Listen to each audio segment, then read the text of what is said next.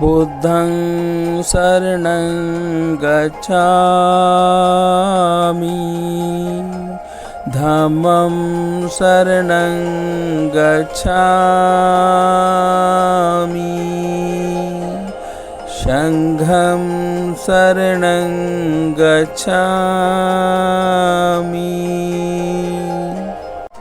बुद्धं शरणं गच्छामि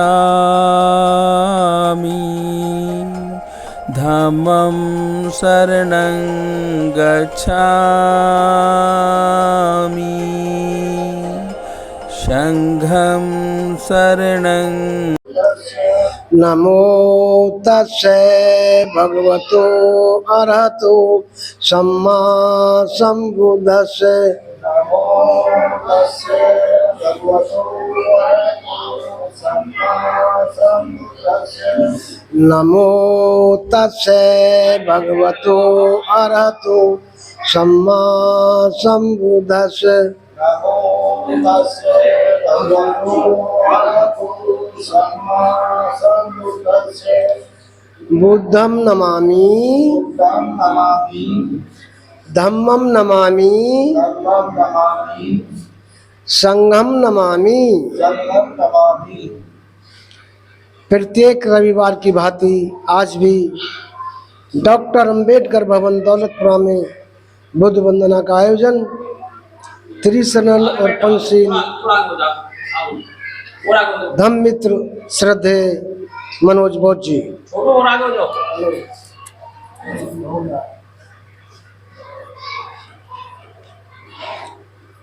नमो बुद्धाय जय भीम।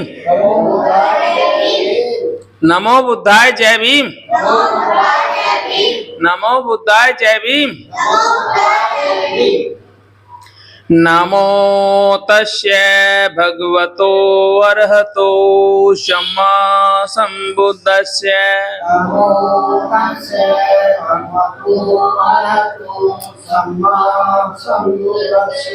नमो तस्ये भगवतो अरहतो सम्मा संबुद्धस्से।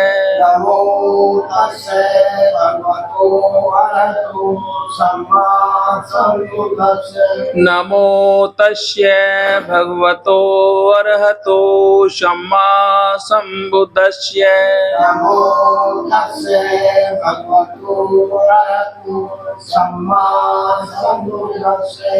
बुद्धं शरणं गच्छामि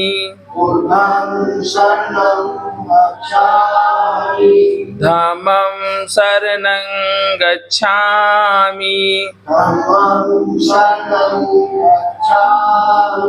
संघं शरणं गच्छामि द्वितीयंपि बुद्धं शरणं गच्छामि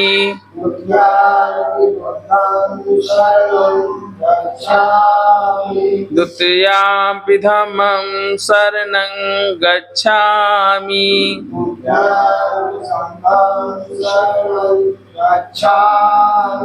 द्वितीयंपि संघं शरणं गच्छामि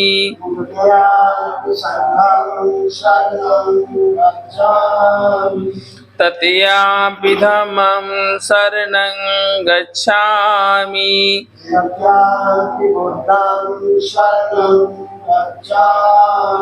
तृतीयंपि धम्मं शरणं गच्छामि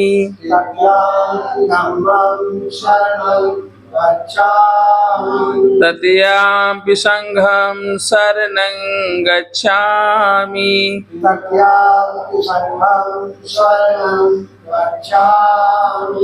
त्रिशरण पंचशील पाणातिपाता वेरमणि सिक्खापदं समादयामि।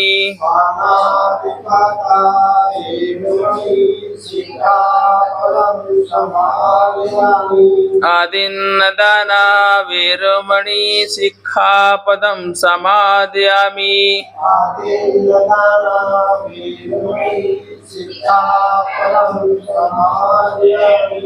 मुषावादा वेरमणि वेरमणि सिक्खापदं समादयामि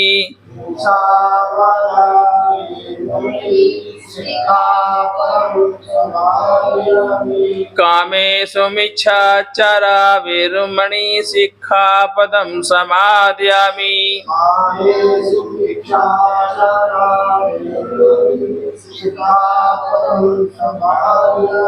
सुरामेरय मज्जपमादठाना वेरमणि सिक्खापदं समादयामि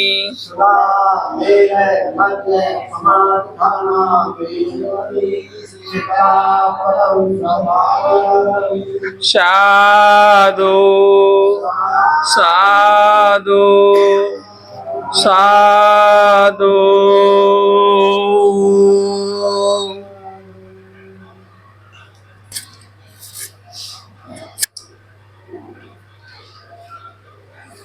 अभी हमने त्रिशरण और पंचशील ग्रहण किया। बहुत बहुत साधुवाद हमारे धर्म मित्र श्रद्धेय मनोज बौद्ध जी का, जिन्होंने त्रिशरण और पंचशील ग्रहण कराया। अब त्रिरत्न वंदना, बुद्ध वंदना, धम्म वंदना, संघ वंदना हमारे धम्मोपासक बड़े भाई श्रद्धेय बाबूलाल गौतम जी लीजिए सर। धर्म में चले जाते हैं तो भगवान गौतम बुद्ध के द्वारा जो उपासकों को शील दिए हैं, उपास 5 शील, और उसमें हमको संकल्प शपथ दिलाई गई है, ऐसा मत करना, ऐसा नहीं करना। तो अभी आपने 5 शीलों का श्रवण किया और जो मनोज बौद्ध जी ने उसका वाचन किया, तो पंचशील और त्रिशरण। तो अब जो बुद्ध धम्म संघ 3 रत्न जो तथागत बौद्ध ने हमको दिए, उनका भी वर्णन, उनकी भी वंदना, उनका भी नमन करना चाहिए। तो वो त्रिरत्न वंदना इसको बोलते हैं, बुद्ध धम्म संघ। तो त्रिरत्न वंदना, बुद्ध वंदना। इति पीसो भगवा अर्हम सम्मा संबुद्धो विद्या चरण संपन्नो सुगत लोक विदु अनुत्रो पुरुतम सारथि सत्ता देवा मनुष्यानन बुद्धो भगवती बुद्धं जीवित पर्यंतम शरणम गच्छामि। ये च बुद्ध अतीता ये च बुद्ध अनागता पचुपन्ना ये च बुद्ध अहम वन्दामि सर्वदा नत्थि में शरणम वयम बुद्धो में शरणम एतेन सेज बच्चिन होतु तजय मंगलम। बुद्धो ये खलितो दोषो बुद्धो खमतु तमम ममम। यम किचनिम रत्नक लो विविधि विविध पथ विविध विविध पथो रत्नम नत्थि तस्मा सोतु भवन्तु में यो सन्नि सन्नो वर मोदी वर मोली महति विजेता संबोधि मागच्छ अनंत गाणो लोकोत्तम प्रणमामि बुद्धं बुद्धं नमामि। धम्म वंदना।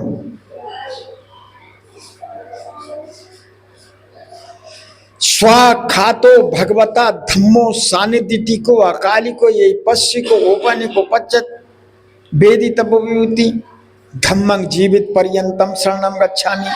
ये च धम्मा चीचा ये च धम्मानागता पचुपन्ना ये च धम्मा अहम वन्दामि सर्वदा नत्थि में शरणम वयम धम्मो में शरणम वयम एतेन सेज बच्चेन होतु तजय मंगलम।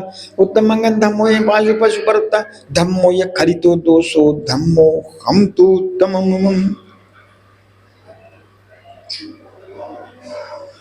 संग बता सुपटिपन्नो भगवतो सावक संगो उजपटी पन्नो भगवतो सावक संगो, न्यायपटी पन्नो भगवतो सावक संगो, समीची पटी पन्नो भगवतो सावक संगो।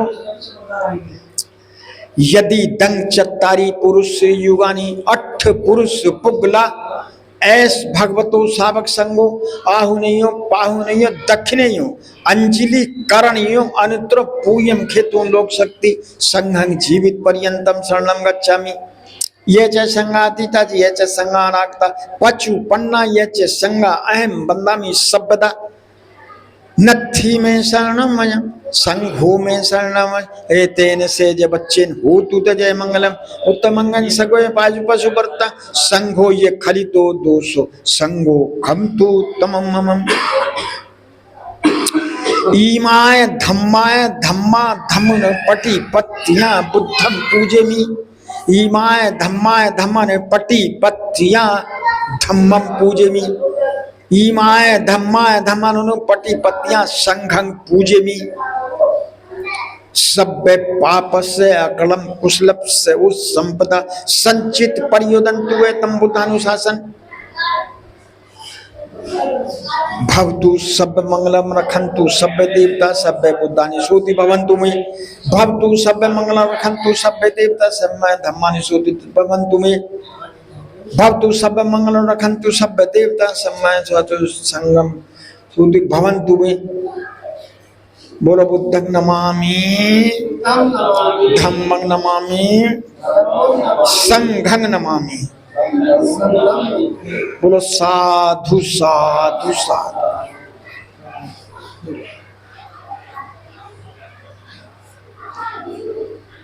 बहुत बहुत साधुवाद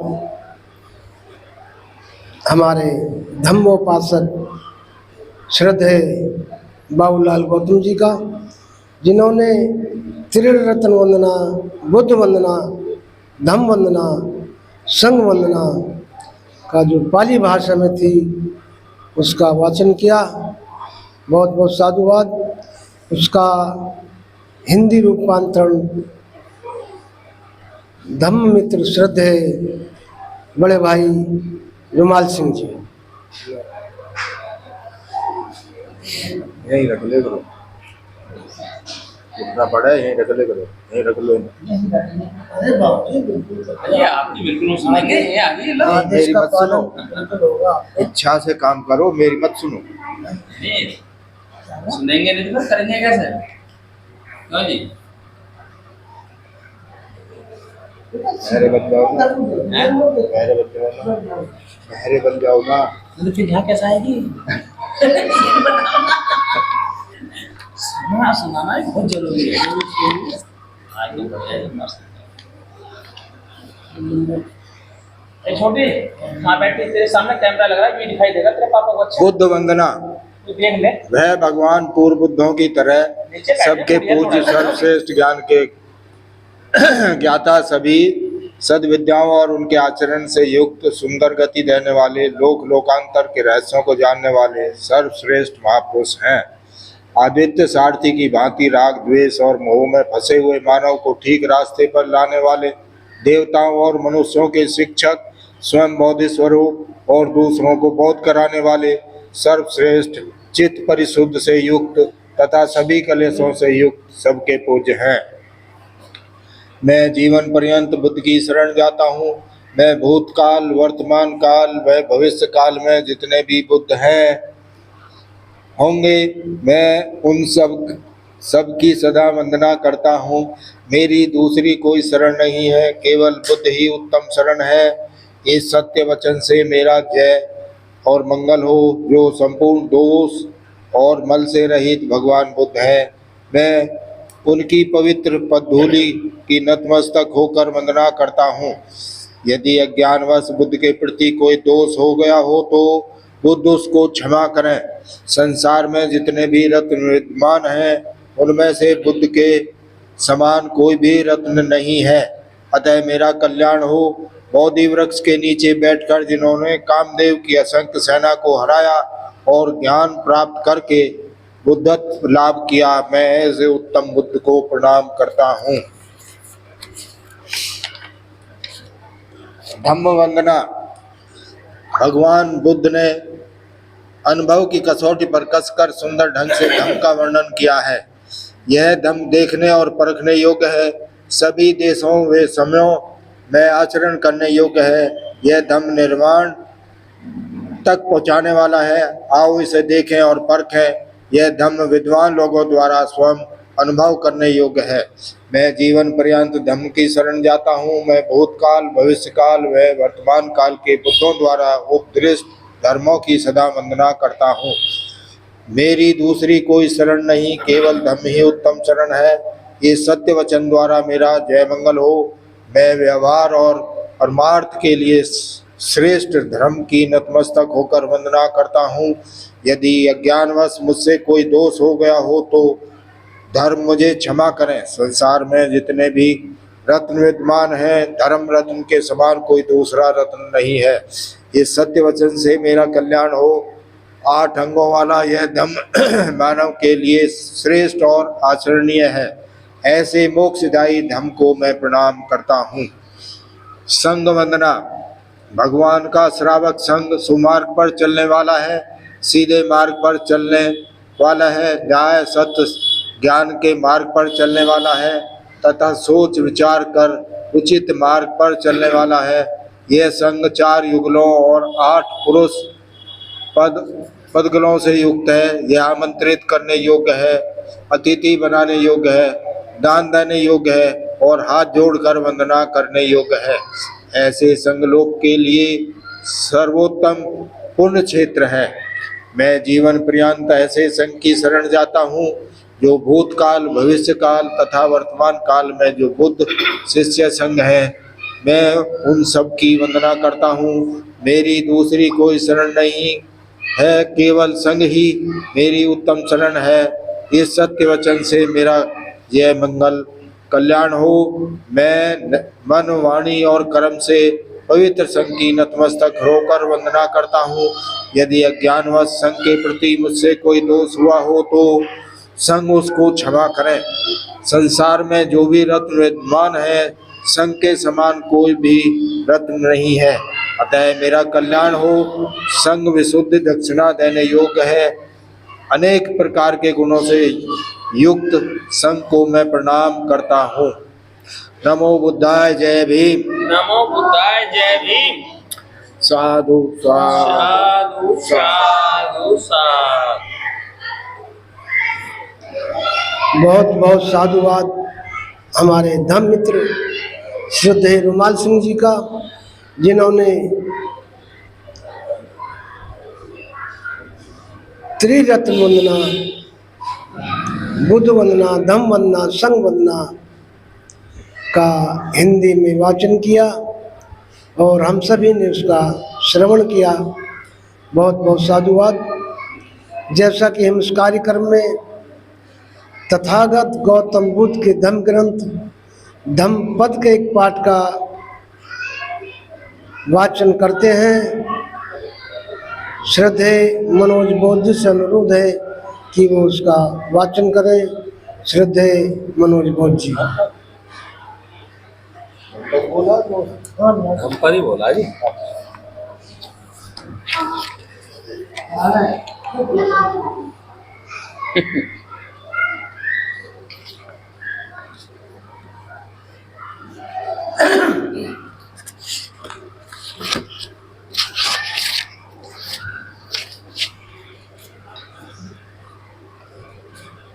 नमो बुद्धाय जय भीम। नमो बुद्धाय जय भीम। नमो बुद्धाय जय भीम। मनुष्य को अपने कल्याण के लिए उन्हीं कार्यों को करना चाहिए, उन्हीं ही प्राथमिकता देनी चाहिए जो स्वयं और दूसरों को सुख शांति के लिए हो। निरर्थक कार्य और विचारों में समय, धन, मन, ऊर्जा बर्बाद नहीं करनी चाहिए। छात्र, शिक्षक, भिक्षु, शासक और किसान, व्यापारी, पति पत्नी, माता पिता को अपने अपने कर्तव्य को निभाने पर ही जोर देना चाहिए। अपने कर्तव्यों से परे कार्यों में रुचि लेने से मन के विकार बढ़ते हैं और व्यक्ति दुख, चिंता और अशांति को प्राप्त होता है। मनुष्य जीवन दुर्लभ है, ऐसे में कीमती समय को ध्यान में और ज्ञान विद्या चित्त को निर्मल कर सुख शांति के मार्ग पर चलने की बजाय शरीर को सुंदर बनाने और श्रृंगार करने और क्षणिक सांसारिक दुखों में लगे रहने से करने योग्य जरूरी कार्य वे पीछे छूट जाते हैं और मनुष्य विकारों से जाता है। इस प्रकार स्वयं को दुख में अकेला जाता है और शरीर का निश्चित बोध होने से चित्त निर्मल है।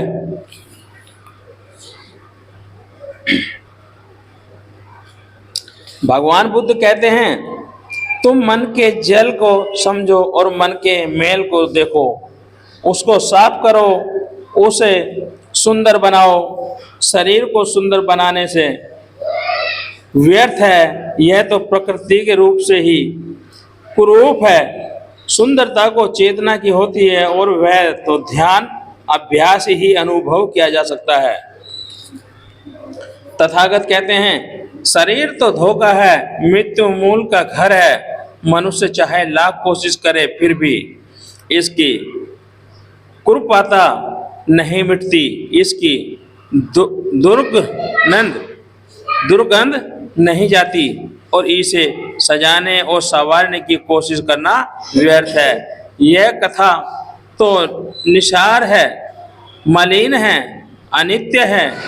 जिन्हें काया से संबंधित ऐसी स्मृति और जागरूकता हर पल बनी रहती है, वह वही कर्म का कार्य करेगा जो करने योग्य है। जरा विचार करो, आखिर इस शरीर में क्या है?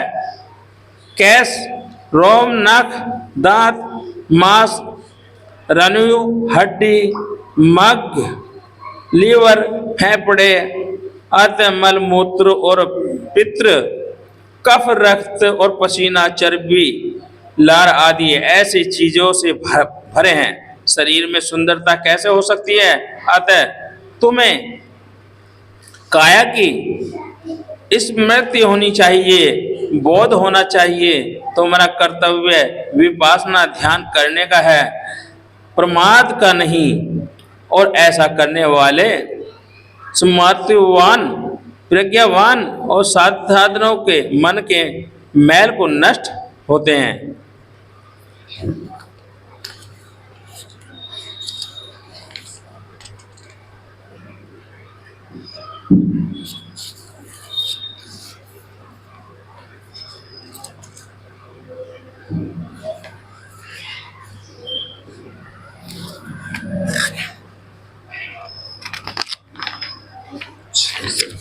मैं छिपे हुए बुद्ध के लिए खोज है, अकेले अलावा कोई शरण नहीं है। यही सच्चा मार्ग है और यही भय और क्रोध और मृत्यु से रक्षा करता है। महाराज, केवल बुद्धिनुमृति ही नहीं बल्कि जिसका 6 प्रकार से चित्त और अभ्यस्त है उसे रक्षा सामग्री या मात्रो साधी ही जरूरत नहीं होती। स्मृति या साति का अर्थ है बोध, होश, जागृति और सुरति। हमेशा जागरूक होकर कुछ करना, स्मृति पूर्वक करना, होश और आवास में रहना। ऐसा करते हुए भगवान ने उसे समय गाथाएं कही। इन 6 गाथाओं में 6 बातों पर जोर दिया है। बुद्ध, धम्म, संघ, काया और अहिंसा और भावनाओं में सिद्धवान और स्मृतिवान मनुष्य प्रबुद्ध, ज्ञानवान और सावधान रहता है।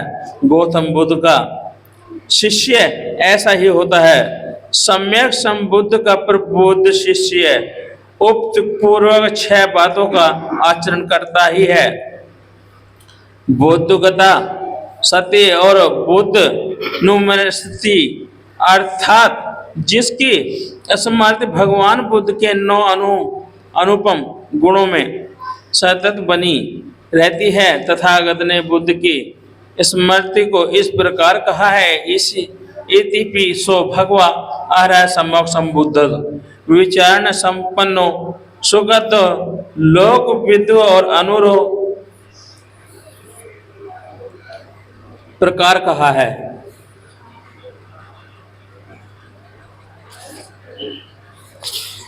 साधु साधु साधु।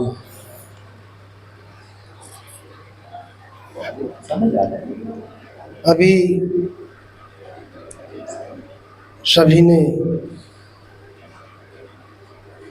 तथागत गौतम बुद्ध के धम्म ग्रंथ धम्मपद के एक पाठ का श्रवण किया, जिसका वाचन हमारे धम्म मित्र श्रद्धेय मनोज बौद्ध जी ने किया। बहुत बहुत साधुवाद। हमारे बीच में वरिष्ठ समाज सेवी जिनका संपूर्ण जीवन समाज को समर्पित है, ऐसे परम आदरणीय श्रद्धेय आर.पी. सिंह जी हमारे बीच में विराजमान हैं। उनसे अनुरोध है कि वो बाबा साहब के धर्म ग्रंथ बुद्ध और उनका धम्म के पाठ का वाचन करें। श्रद्धेय परम आदरणीय आर.पी. सिंह जी।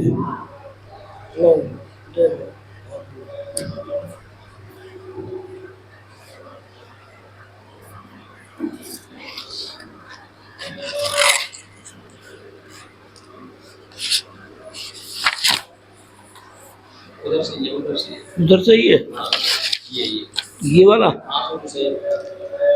अच्छा, वाद्य शुद्धि पर्याप्त है, यही है ना। करुणा के सागर तथागत बुद्ध भारत रत्न बाबा साहब डॉक्टर बी.आर. अम्बेडकर जी के श्री चरणों में पुष्पांजलि अर्पित करते हुए हर सप्ताह की भांति इस सप्ताह दौलतपुरा बुद्ध विहार में संपन्न हो रही बुद्ध वंदना के शुभ अवसर पर उपस्थित सभी उपासकगण, उपासिकाएं और प्यारे बच्चों, मुझे तथागत बुद्ध और उनके धम्म से एक पाठ्य बाह्य शुद्धि अपर्याप्त है का वंचन करने का आदेश हुआ है। तो इसमें एक बार बुद्ध श्रावस्ती में विहार कर रहे थे। उस समय संगारव ब्राह्मण भी वहां रहता था। वह पानी से शुद्धि मानने वाला था और पानी से शुद्धि की क्रिया करता था। रात दिन वह प्राय स्नान करने में ही लगा रहता था। जब आनंद महास्थिर चीवर धारण कर अपना पात्र चीवर साथ ले श्रावस्ती में भिक्षाटन के लिए निकले, तो भिक्षाटन से लौटकर भिक्षा ग्रहण कर चुकने पर आनंद महास्थिर तथागत के पास पहुंचे, अभिनंदन किया और एक ओर बैठ गए। इस प्रकार बैठे हुए आनंद महास्थिर ने कहा, भगवान, यहाँ श्रावस्ती में संगाराव नाम का एक ब्राह्मण रहता है। वह पानी से शुद्धि में विश्वास रखता है और पानी से शुद्धिकरण ही करता रहता है। रात दिन उसका अधिकांश समय स्नान करने में ही खर्च होता है। भगवान, ये अच्छा होगा कि यदि आप संगाराव ब्राह्मण पर दया कर उसे भेंट करने चलें। तथागत ने मौन रहकर स्वीकार किया। दूसरे दिन प्रातःकाल तथागत अपना चीवर धारण कर पात्र चीवर साथ लें गंगाराव ब्राह्मण के घर पहुंचे। वहां जाकर बिछे आसन पर बैठे। तब गंगाराव ब्राह्मण यहाँ तथागत से तब गंगाराव ब्राह्मण जहां तथागत थे वहां आया और कुशल क्षेम पूछकर वहीं बैठ गया। उसके बैठ जाने पर गंगाराव ब्राह्मण से तथागत ने पूछा, ब्राह्मण, जैसा लोग कहते हैं, क्या यह सच है कि तुम जल से शुद्धि में विश्वास रखते हो, पानी से शुद्धि भी करते रहते हो, तुम्हारा रात दिन का अधिकांश समय स्नान करने में ही व्यर्थ होता है। श्रवण गौतम, यह सच है। ब्राह्मण इस प्रकार रात दिन स्नान आदि करते रहते हैं, करते रहने में ही तुम क्या लाभ देखते हो? श्रवण गौतम, वह इस तरह है कि दिन में मुझसे जो कुछ भी पाप कर्म होता है, मैं उसे उस दिन शाम को धो डालता हूं, और रात को मुझसे जो पाप कर्म होता है वह मैं प्रातःकाल उठते ही स्नान करके भी धो डालता हूं। इस प्रकार रात दिन स्नान आदि करते रहने में मुझे यही लाभ दिखाई देता है। तब तथागत ने कहा, धर्म ही वह जल स्रोत है जो स्वच्छ और जो निर्मल है।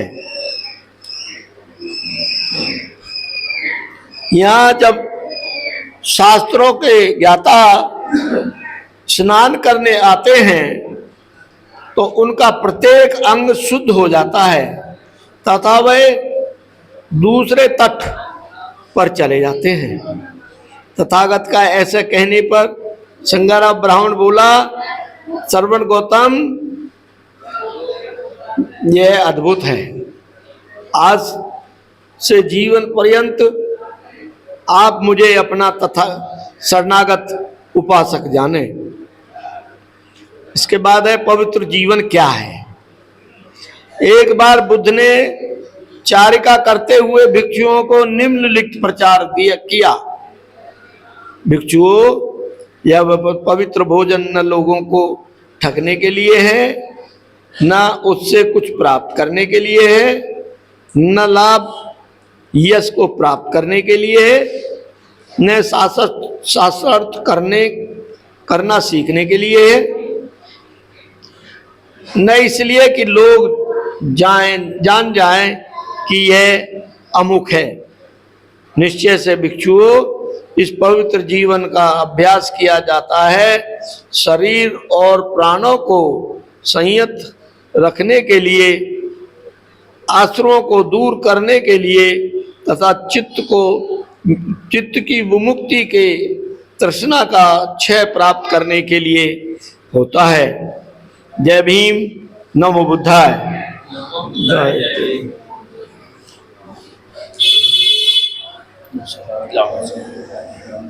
चाबी दे दो जी। तिजोरी की चाबी, तिजोरी की। बहुत बहुत साधुवाद हमारे परम आदरणीय श्रद्धेय आरपी सिंह जी का, जिन्होंने बाबा साहब द्वारा लिखित धार्मिक ग्रंथ तथागत गौतम बुद्ध और उनका धम्म एक पाठ का वाचन किया, जिसका हम सभी ने श्रवण किया। बहुत बहुत साधुवाद। हमारे बीच में धम्मोपासक श्रद्धेय बाबूलाल गौतम जी विराजमान हैं। उनसे अनुरोध है कि वो धम्म पर कुछ प्रकाश डालेंगे। श्रद्धेय बाबूलाल गौतम जी।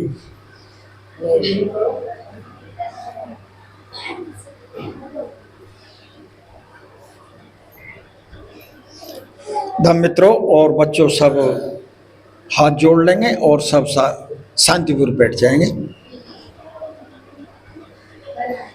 बुद्ध वंदना में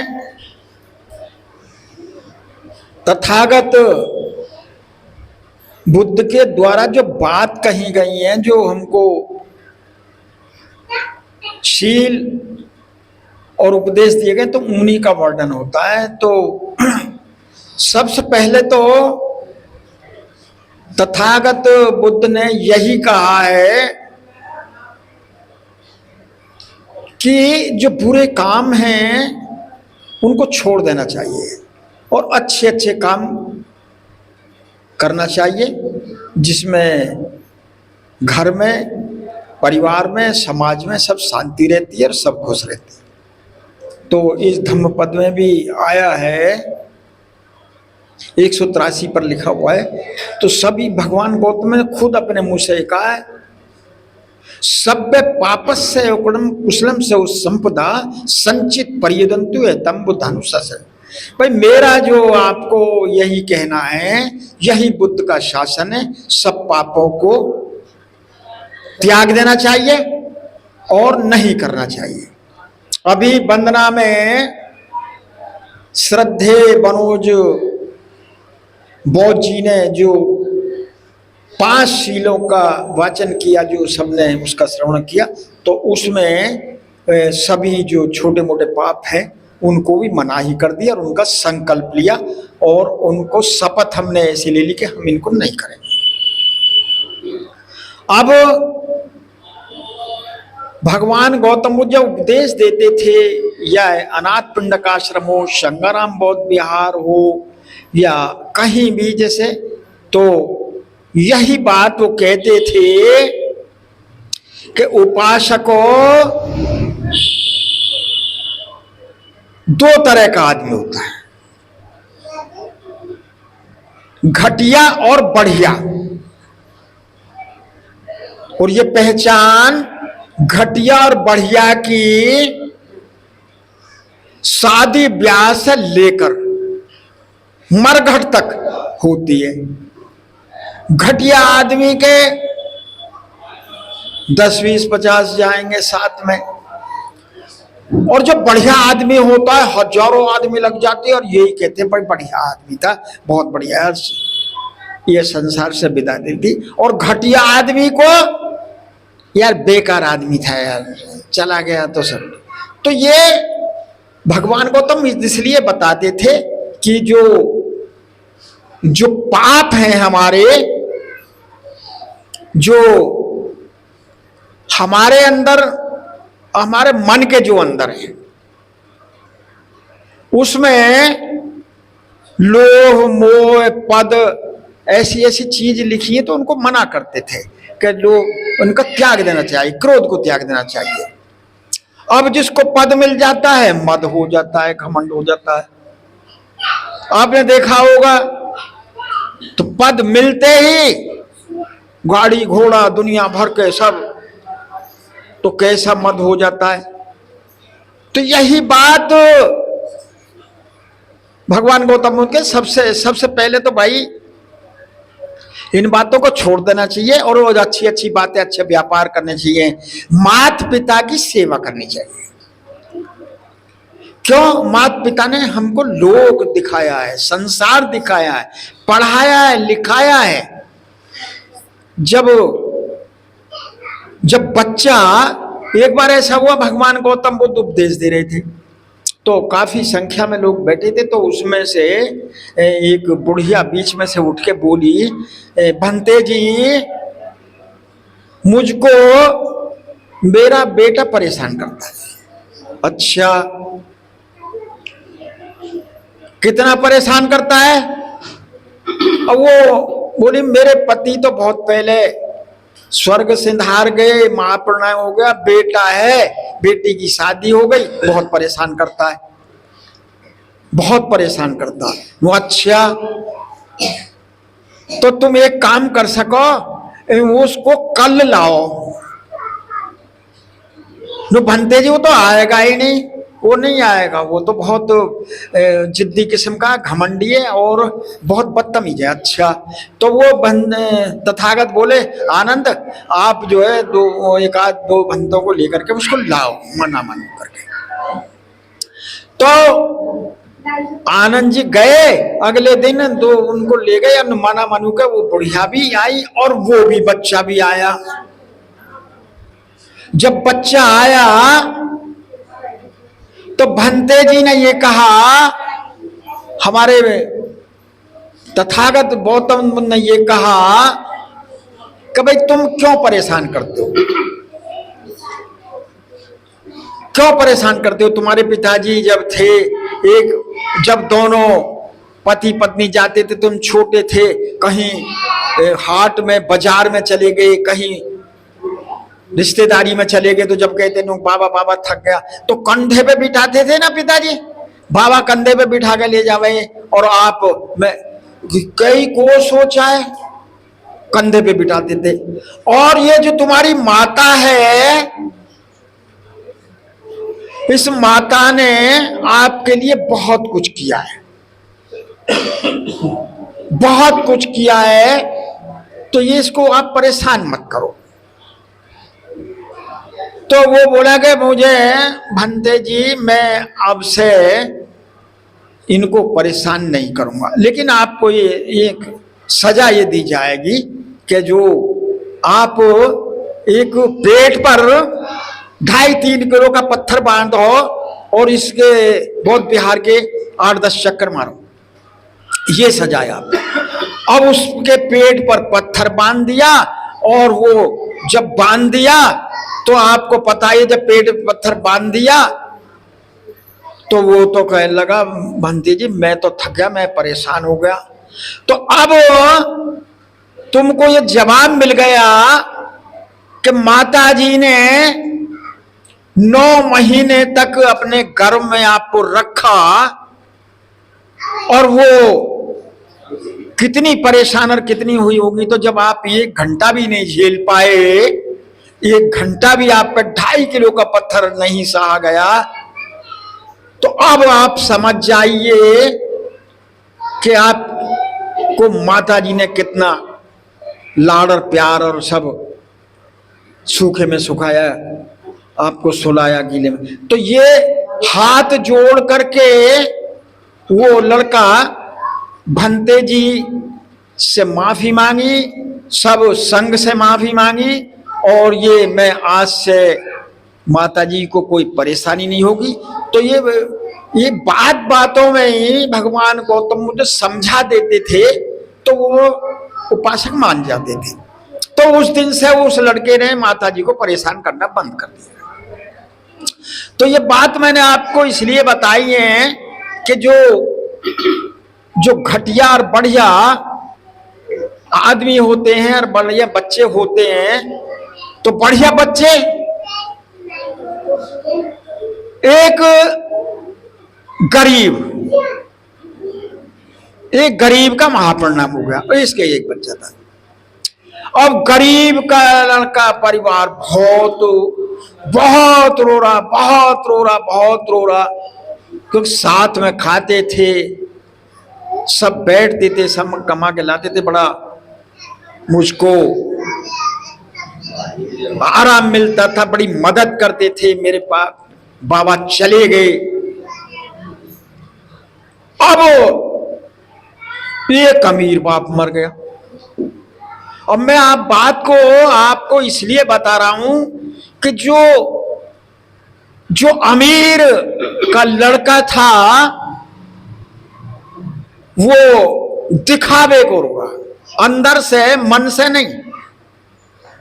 अरे चले गए ठीक है, मन से बोला कि संपत्ति का मालिक हो जाऊंगा। तो कितना फर्क है अमीर और गरीब को। तो ये सब जो संसार में ये सब कुछ चल रहा है, अमीर गरीब सब चिंताएं अपने आप बढ़ रही हैं, चिंताएं इतनी बढ़ रही हैं कि हमारा बेटा ही हमारा साथ नहीं देता, और जो तरह तरह के किस्से हैं सब आप लोग सब जानते हैं। ये कुदरत का कानून है, सबको जाना पड़ेगा और सब इसको झेलेंगे। तो ये जो है, कोई लोन लेकर के परिवार को, जब लोन लेकर के परिवार को मकान बनाना है, बहुत तकड़ा मकान में लोन ले लिया बैंक ने से जब लोन ले लिया तो 6 महीने उसमें लग गए। 6 महीने पहले लिया, बैंक ने कह दिया भैया अगले माह से ये किस्त जमा करनी पड़ेगी। और जब गृह प्रवेश हुआ तो बैंक वाले आ गए, भैया पहले जब बढ़ोगे पहले बैंक का दो जी, तुम्हारा धुंधुकाल मच गया, दावत पावत सब धरी रह गई। तो ये चिंता की बात है जितना आप पे पैसा है उतने पैर पसारिए, जितनी लामी शोर हमारे गुरु महाराज जी ने सबने कहा है। तो ये बनावटी जो बात है इनको मत करिए। अब एक आदमी खाना खाता है, भोजन करता है। जब भोजन करता है इनको भाई सभी देखो आप भी आ जाओ, सब आ जाओ, थोड़ा थोड़ा ले लेते हैं। तो प्रियुष ही उसको बोलते हैं। प्रियुष तो पाली भाषा में जो है वो है प्रियुष, बढ़िया आदमी है, परमार्थी होता है, सबको। अब एक जो है ऐसा आदमी होता है, खुद तो खा लेता है और दूसरों की बात भी नहीं करता। वो होता है मक्खी चूस। वो अपना ही बस अपने से अपना ही पेट भर जा। और जो ऐसा आदमी होता है भाई इस चीज की आवश्यकता है, बहुत थोड़ा लेकर चलेगा, बहुत अजी इतने सही काम चलाओ, कपड़ा भी सब्जी भी सब तो इतने सही काम चलाओ। सब कहते हैं कि इतना सा ही नुखा, उसको बोले कंजूस। तो ये सब जो बात है, ये सब बात मैं आपको इसलिए बता रहा हूं कि ये मॉडर्नाइज पीरियड में, आधुनिक युग में सब चलता है। और भगवान गौतम बुद्ध ने जो 2500 वर्ष 2600 वर्ष पूर्व बात जो कही है वो सब सत्यापित हो रही है, सब सत्यापित हो रही है। समय का कभी अंत नहीं होता है, समय बदलता रहता है, सब चले जाएंगे। लाखों करोड़ों साल से यही होता रहा है। और सब ये कहते हैं भैया वो तो नरक में गया, वो स्वर्ग में गया।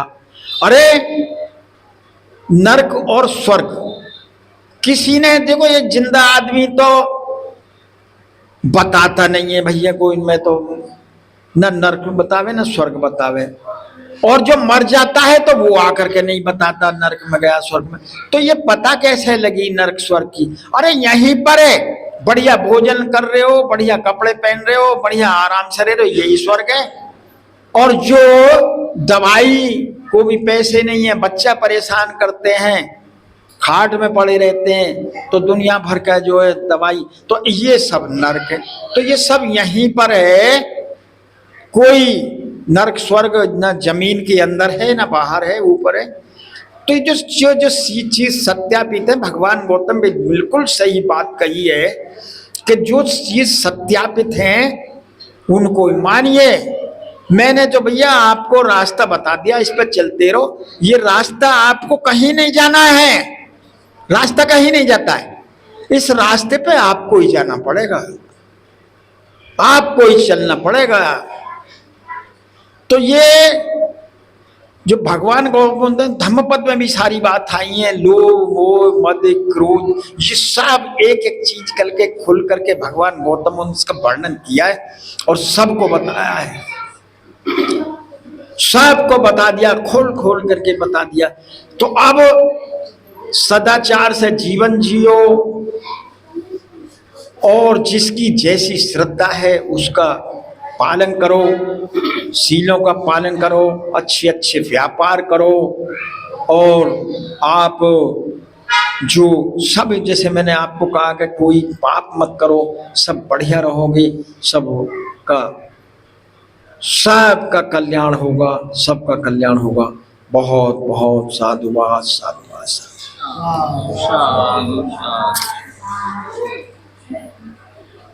बहुत बहुत साधुवाद हमारे धम्मोपासक बड़े भाई श्रद्धेय बाबूलाल गौतम जी का, जिन्होंने जीवन को सफल बनाने के लिए, कल्याणकारी बनाने के लिए जो तथागत गौतम के उपदेश या उनके विचार हैं उन पर बहुत ही विस्तार से, बहुत ही सुंदर ढंग से प्रकाश डाला।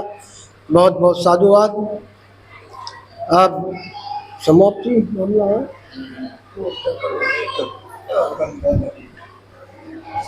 आप क्या कह रहे हैं? क्या कह रहे हैं आप? कोई खास प्रयोजन है?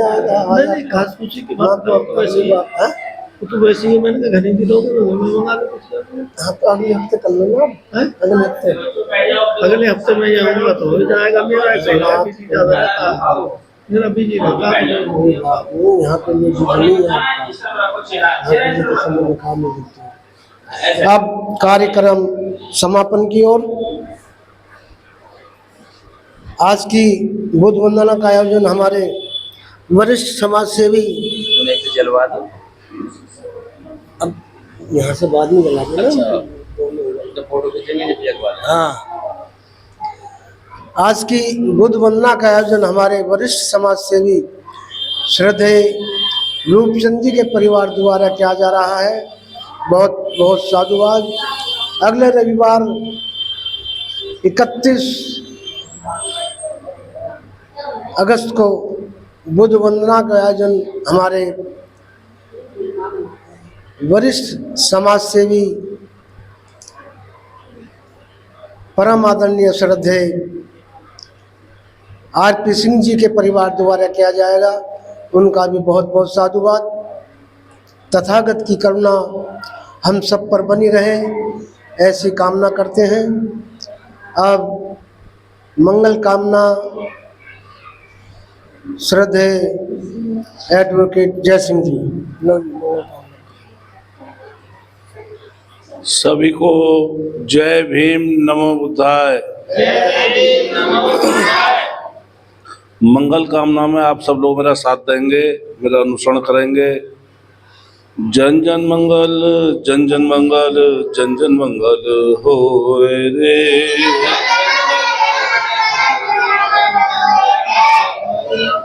बुद्धं शरणं गच्छामि से सबका मंगल होए रे।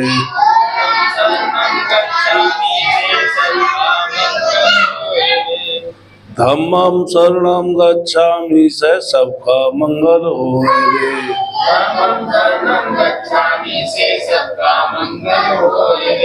संघं शरणं गच्छामि से सबका मंगल होए रे।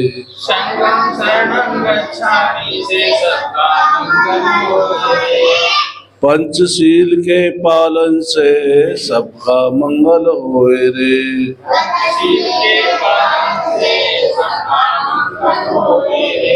दृश्य और अदृश्य जीवों का सभी का मंगल होए रे।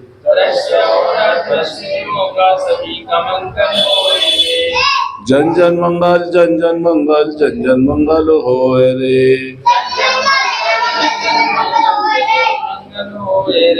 अहम बंदामी शब्दा से सबका मंगल होए रे।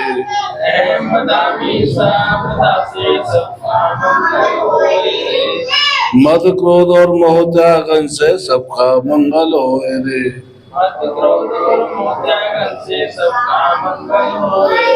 प्रज्ञाशील समाधि से सबका मंगल होए रे।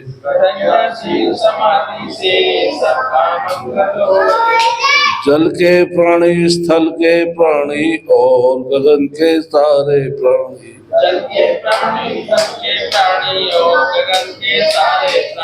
सबका मंगल होए रे। सबका मंगल। जन जन मंगल, जन जन मंगल, जन जन मंगल होए रे।